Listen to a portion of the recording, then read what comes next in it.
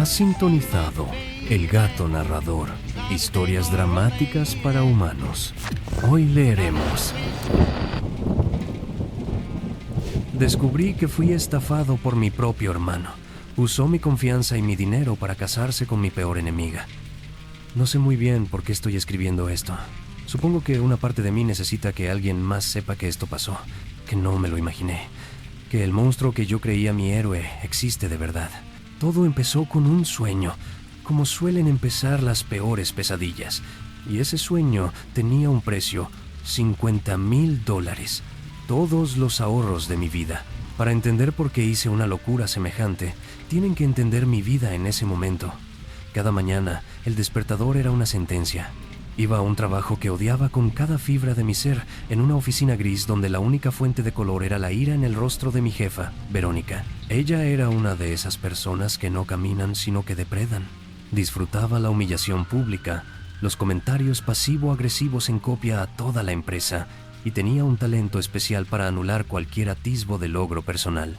Recuerdo una vez que cerré un acuerdo importante después de semanas de trabajo nocturno. Su felicitación fue un correo electrónico grupal señalando un error de formato menor en mi informe, concluyendo con un ¿ven por qué siempre digo que el diablo está en los detalles? Me hizo sentir insignificante. Y lo peor es que funcionaba. En medio de esa miseria estaba mi hermano mayor, Adrián. Adrián era mi sol. Desde que éramos niños, él era el carismático, el que me defendía en el patio del colegio, el que me enseñó a andar en bicicleta. Una vez en la universidad me metí en un problema financiero serio y él, sin dudarlo, vació su propia cuenta para ayudarme, comiendo fideos instantáneos durante meses. Como no iba a confiar en él, era mi ancla, mi héroe. Cuando llegó con su plan una empresa de logística tecnológica, no vi un riesgo, vi una lancha de rescate. Y eso me lleva a esa noche. Estaba en mi pequeño apartamento, ese que apenas podía pagar. La luz del monitor iluminaba las partículas de polvo que flotaban en el aire.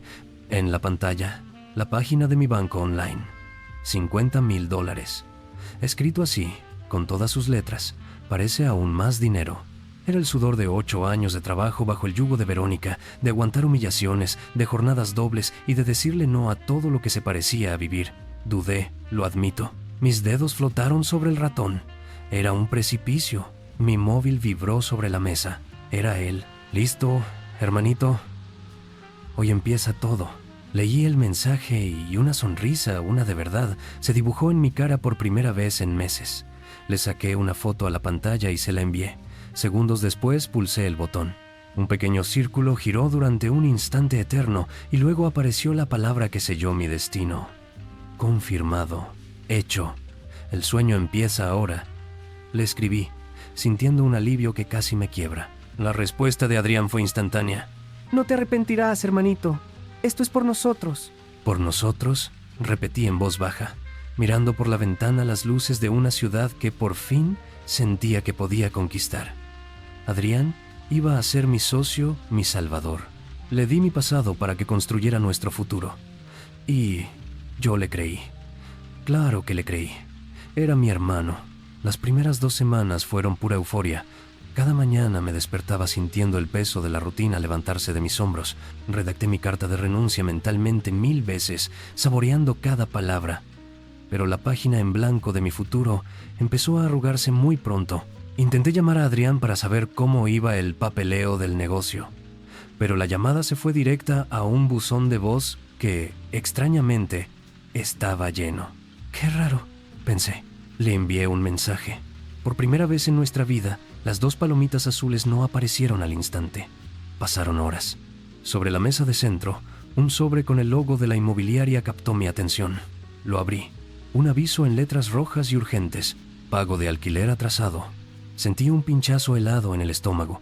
La primera semilla de pánico, diminuta pero venenosa, empezó a germinar en la oscuridad de mi confianza ciega. Las noches se volvieron largas. Daba vueltas en la cama, el teléfono en la mano, esperando una notificación que no llegaba. Empecé a saltarme comidas para estirar los pocos billetes que me quedaban en la cartera. Me pasé los siguientes días intentando autoconvencerme, librando una batalla contra mi propia intuición.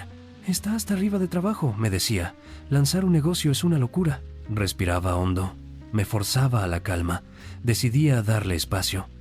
Pero el silencio de Adrián era un grito cada vez más fuerte. Un día, después de otra llamada sin respuesta, recibí un mensaje escueto, casi insultante en su vaguedad. Todo en orden, mucho papeleo, hablamos pronto. Ni un detalle, ni un nombre, ni una fecha. La falta de información era un abismo. Mi tranquilidad, ya frágil, se hizo añicos. Adrián, solo necesito un comprobante o el nombre del gestor, algo para quedarme tranquilo. Le respondí, intentando que mi desesperación no se notara en el texto. El mensaje fue marcado como visto, y ahí se quedó. Durante horas, durante un día entero. El silencio digital era una tortura. Cada minuto que pasaba sin respuesta era una palada de tierra sobre la tumba de mis esperanzas. Y es justo aquí, en este punto bajo, donde la historia da un giro del que no querrán perderse. Si creen que esto es malo, suscríbanse, porque ni se imaginan el pozo en el que estaba a punto de caer. La situación se volvió insostenible. El casero me llamó, su voz perdiendo la paciencia. Empecé a buscar trabajos de baja categoría por internet, cualquier cosa. Me sentía humillado, un idiota que había apostado todo al caballo equivocado. Decidí que ya era suficiente. Fui a su casa. No vivíamos lejos, pero en ese momento sentí que cruzaba un océano de incertidumbre. Toqué el timbre. Nada. Insistí. El silencio era denso, antinatural. Un vecino, un señor mayor que siempre regaba sus plantas, se asomó por la puerta de al lado. ¿Buscas a Adrián? Se fue de viaje largo hace una semana, me dijo con amabilidad. ¿Viaje?, pregunté, y la palabra sonó extraña, hueca. Adrián no se iba de viaje sin decírmelo. Sentí que el suelo se abría bajo mis pies. Usé la llave de emergencia que me había dado hacía años, esa para por si acaso. La puerta se abrió con un clic que resonó en el silencio. El apartamento olía a polvo y a abandono. Estaba casi vacío. Cajas de mudanza apiladas en un rincón, bolsas de basura, un eco que devolvía el sonido de mi propia respiración agitada. En la pared, la marca pálida donde había colgado una foto de nuestros padres. No era un viaje, era una huida. Y yo era de lo que huía. Me dejé caer en el suelo, en medio del salón desierto. El shock era un zumbido en mis oídos. Era real.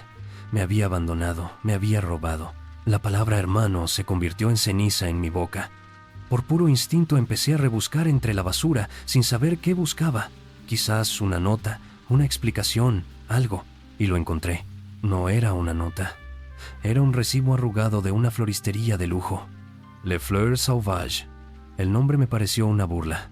Esa noche, de vuelta en mi apartamento, la curiosidad me pudo. ¿Qué hacía Adrián gastando una fortuna en flores mientras supuestamente montaba nuestro negocio? Abrí el portátil. Busqué el nombre de la floristería en redes sociales. Tenían un perfil muy activo. Y en él, colgadas hacía apenas unos días, las fotos de un evento que habían cubierto. Una boda espectacular, en una finca que parecía sacada de una revista. Cerré el portátil de golpe. Me estaba torturando. Era una coincidencia, una estúpida coincidencia. Mi mente, desesperada, estaba conectando puntos que no existían. Me levanté para ir a por agua, para aclarar mi cabeza, cuando mi móvil se iluminó. Una notificación de Instagram. Por fotografía eterna, por le ha gustado tu foto. No le di importancia, hasta que leí el nombre de nuevo. El fotógrafo de la boda. ¿Por qué me seguía? Entré en su perfil, y entonces lo vi. La primera foto del feed. La primera imagen que cargó era Adrián. Adrián en un altar, con un traje carísimo y una sonrisa que nunca le había visto, radiante. Y a su lado, la novia vestida de blanco, mirándolo con adoración. Era ella, Verónica, mi ex jefa, la mujer que me había humillado durante años. La razón por la que le había dado todo mi dinero a Adrián. El móvil tembló en mi mano. El aire se volvió espeso, irrespirable. La habitación empezó a dar vueltas. La sonrisa de Adrián, la mirada de Verónica, el lujo obsceno que los rodeaba. Y yo, en mi apartamento a punto de ser desahuciado, todo encajó con la violencia de un accidente de coche.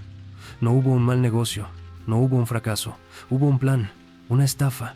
Y yo no era el socio, era el inversor, el patrocinador involuntario de la boda de mi propio hermano con mi peor enemiga. Pasé la noche en vela, en un estado de incredulidad catatónica. Deslizaba el dedo por la pantalla, viendo una y otra vez las fotos de la boda. Cada sonrisa, cada brindis, cada detalle lujoso era un puñal que se retorcía en mi herida. No era solo el dinero, era la humillación, la crueldad calculada. Me habían destrozado la vida y lo estaban celebrando. El dolor poco a poco empezó a enfriarse, a solidificarse en algo más duro, más afilado. Rabia. Una rabia fría y lúcida que me aclaró la mente. En una de las fotos, entre los invitados reconocí a un primo lejano nuestro, de esos con los que solo hablas en eventos familiares. No tenía nada que perder. Lo llamé. La conversación fue incómoda. Pude oír su nerviosismo a través del teléfono. Oye, no sabía que Adrián se casaba. Empecé, mintiendo. Me enteré tarde. El primo tartamudeó. Intentó evadir el tema, pero lo presioné con suavidad. Al final, soltó la información que se convertiría en la primera pieza de mi venganza. Me contó que, durante el brindis, Adrián, con la copa en alto, había dicho que podía permitirse esa boda de ensueño gracias a una inesperada herencia familiar. La mentira era tan descarada, tan burda, usar la memoria de nuestros abuelos para justificar su robo. Colgué el teléfono y, por primera vez desde que todo empezó, no sentí ganas de llorar. Sentí una chispa, una idea. En una servilleta, con un bolígrafo que apenas pintaba, esbocé un plan. Ya no era una víctima, era una estratega. Recordé una vieja cuenta de correo electrónico que Adrián y yo compartíamos en la adolescencia para temas de videojuegos, una reliquia digital. Y sí, probé la contraseña, era la misma de siempre. Funcionó. La bandeja de entrada se cargó llena de spam y notificaciones antiguas. Pero en la carpeta de borradores, Adrián había cometido un error. Había olvidado borrarlo todo. Ahí estaban, recibos, la compra de un anillo de compromiso de miles de dólares fechada 2 meses antes de pedirme el dinero, reservas de hotel a nombre de él y Verónica. La premeditación era absoluta, documentada en píxeles. Habían planeado cada paso. Con cada prueba que encontraba, mi determinación crecía. Creé una carpeta en mi ordenador, la llamé Proyecto Justicia. Pasé días encerrado, durmiendo poco, alimentándome de café y rabia. Era un detective en la escena del crimen de mi propia vida, y cada pista me acercaba más al final que ellos merecían. Fue entonces cuando descubrí el golpe de gracia. En el perfil de Verónica, anunciaba con orgullo una gran cena en un restaurante exclusivo para celebrar su primer año juntos. Miré la fecha. Era de una semana antes del día en que Adrián me había llamado con su oportunidad de negocio. La revelación me golpeó como un puñetazo en el estómago. Yo no había sido una víctima colateral. No habían decidido estafarme sobre la marcha. Su relación ya existía. Fui el plan desde el principio. Fui el tonto útil elegido para financiar su felicidad. Necesitaba calmarme. La ira pura no me serviría. Necesitaba ser más frío, más calculador que ellos. Y entonces tuve la idea más arriesgada de todas. El restaurante de la cena de aniversario. Busqué ofertas de trabajo. Necesitaban camareros para eventos. En la entrevista mentí con una fluidez que me sorprendió a mí mismo, inventando una experiencia que no tenía. Me contrataron. Mi primer día fue una prueba de fuego. Estaba en la cocina cuando los vi entrar para revisar los preparativos de su cena. Adrián, con un abrigo caro, riendo de algo que ella le decía. Verónica, del brazo, señalando las mesas con aire de superioridad. Mi corazón empezó a latir con tanta fuerza que temí que pudieran oírlo. Me escondí detrás de una estantería metálica. Pude oír fragmentos de su conversación. Hablaban de comprar un coche nuevo, de un viaje a las Maldivas, mi dinero. Estaban planeando sus próximas vacaciones con los restos de mi vida. Esa pizca de arrogancia que escuché fue todo el combustible que necesitaba.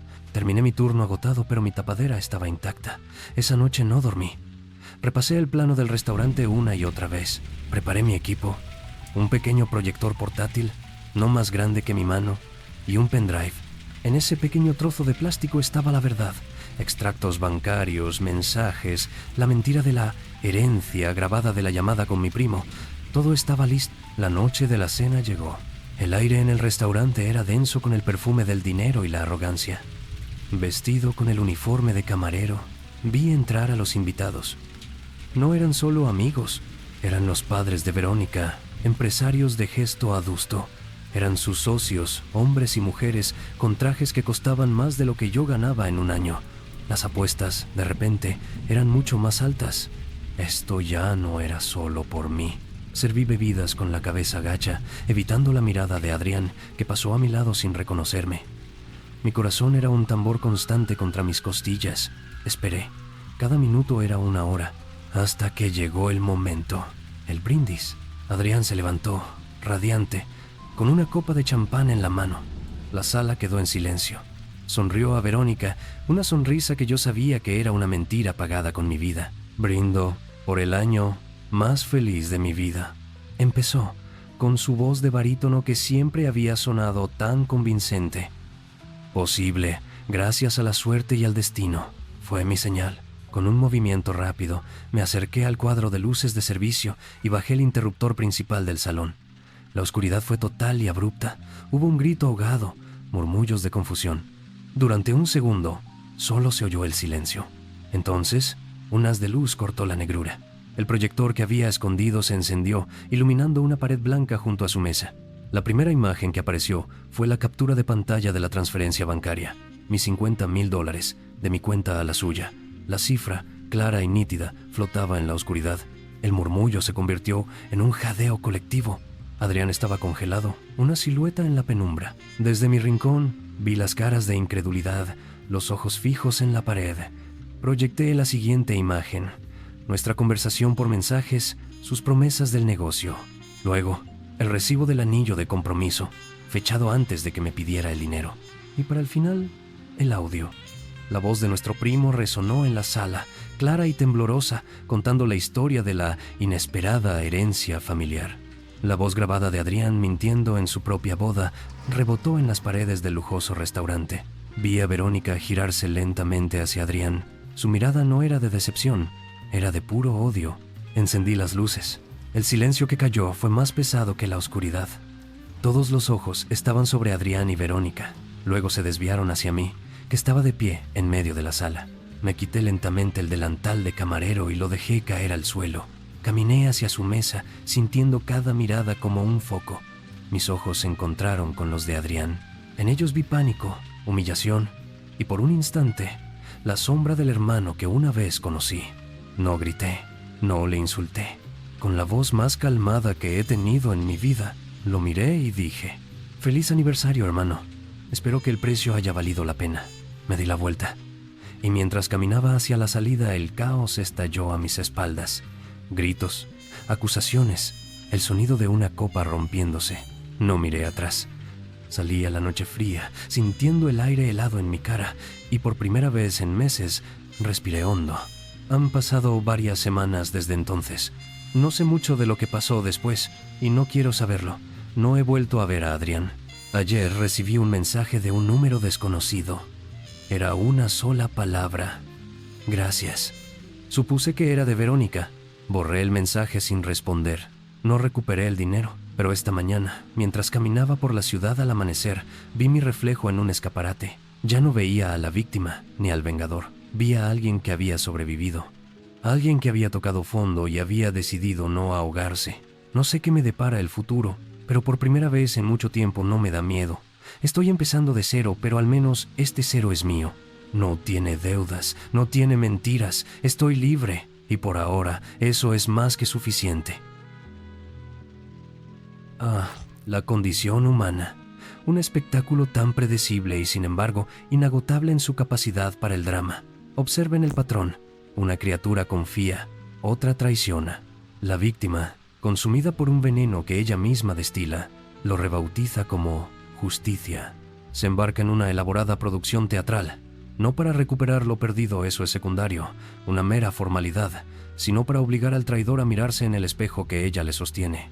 Una venganza, en esencia, no es más que un intento desesperado de controlar la narrativa, de gritarle al universo: yo escribiré el último capítulo. ¿Y qué capítulo? Con proyecciones, silencios dramáticos y una frase final ensayada hasta la perfección. Todo para la aprobación de una audiencia de extraños, la familia política del ofensor. Es fascinante. El protagonista no quería su dinero de vuelta. Quería la aniquilación social de su hermano. Quería arrancarle la máscara y mostrarle a su nueva tribu el rostro del impostor.